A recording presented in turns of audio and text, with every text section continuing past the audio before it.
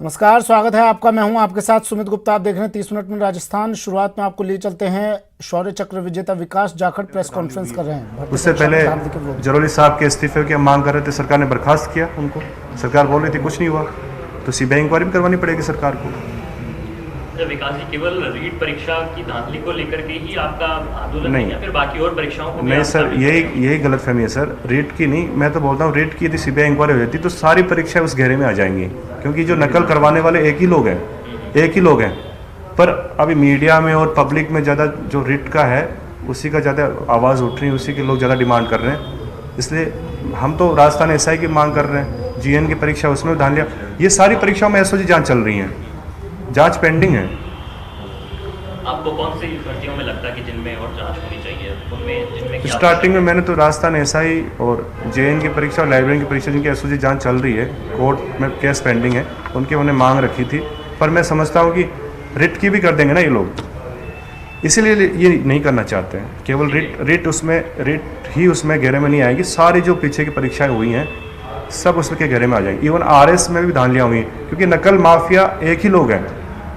बार 2 साल पहले पकड़ा जाता है, फिर छूट जाता है। जो अभी अमृतलाल और ये जो पकड़े हैं उदय और ये तो इनका रिकॉर्ड देखो, आप ट्रैक रिकॉर्ड देखो पीछे का, बहुत सी परीक्षा में इन्वॉल्व रहे हैं ये लोग।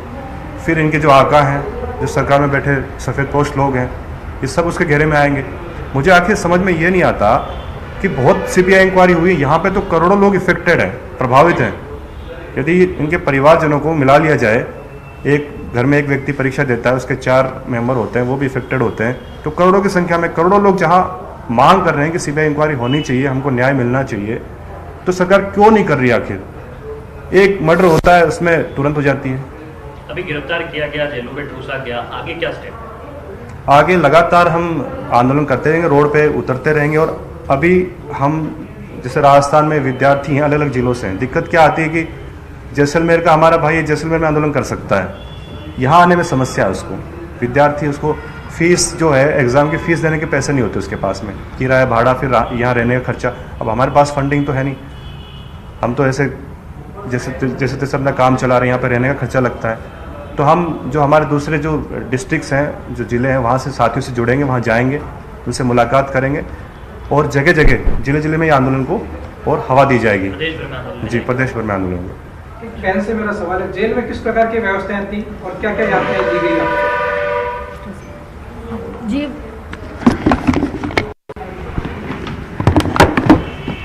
एक तो जेल में तो खैर बहुत ही बुरी हालत थी, हम घबरा गए थे। हमें मतलब ले जाने के बाद ऐसे पटक दिया और वो ऐसे देख रहे थे हमें, ऐसे हम बहुत गुनहगार हैं, तो दिए कमरे में बंद कर दिया। लेटरिन जाम थी, लोग थी बिल्कुल, तो हम पानी भी नहीं पीते थे। पहले तो हमें 4-5-6 घंटे तक तो पानी नहीं मिला पीने के लिए, और जब पानी मिला इस डर से पानी नहीं पीते थे कि लेटरिन तो बंद थी, हमें बाहर निकालते नहीं थे। शाम को एक बार खोलते थे, सुबह एक बार खोलते थे। तो इतना बुरा हाल, वहाँ के जो मतलब जो क्रिमिनल है वो लोग हमारे ऊपर अत्याचार कर रहे थे। मैडम तो आती नहीं थी, उन्होंने हमारे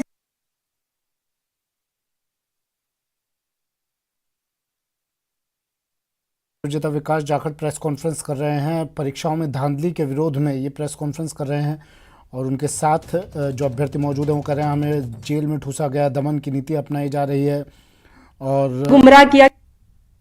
फिर शाम को वहां से उठाया, फिर बोले कि हम तुम्हें छोड़ने ही जा रहे हैं, और वहां से उठा के अलग अलग थानों में डाल दिया।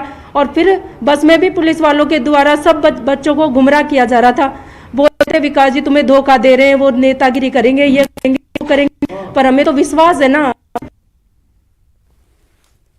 दिन, और मैंने 5 दिन अनशन किया, पर मेरी तबीयत को देखते विकास ने ट्रांसफर तो पुरसियों पर मैं मतलब विकास भाई का इतना धन्यवाद देना चाहती हूँ कि ये जो कर रहे हैं ना, ये सच्चे मन से कर रहे हैं। इसीलिए सरकार डर रही है, क्योंकि जब कोई पार्टी या कोई छात्र संगठनों के नेता करते हैं ना, तो वो किसी ना किसी पार्टी से जुड़े हुए होते हैं, उनके ऊपर अत्याचार नहीं होते। आज तक मैंने नहीं देखा कि इतना बड़ा अत्याचार हुआ। मैं फर्स्ट ग्रेड आंदोलन में भी थी, वहाँ पे कई संगठनों के नेता थे, छात्र संगठनों के और भी थे, तो हम लोगों को कुछ नहीं,